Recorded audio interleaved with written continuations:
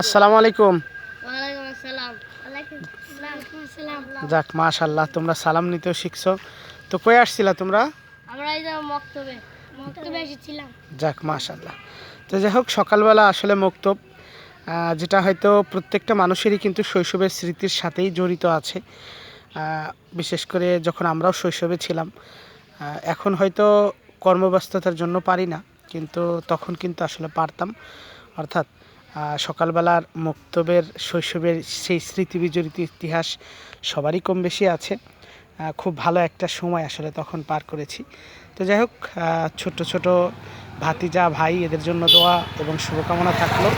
আল্লাহ তাআলা যেন এদের সহি সালামতে নিয়মিত এই কোরআন পড়ার তৌফিক দান করেন, এবং হয়তো একজন কোরআন শরীফও ধরেছে, বাদবাকি যারা এখনও ধরে নাই, আল্লাহ তাআলা তাদেরও ধরার তৌফিক দান করুক।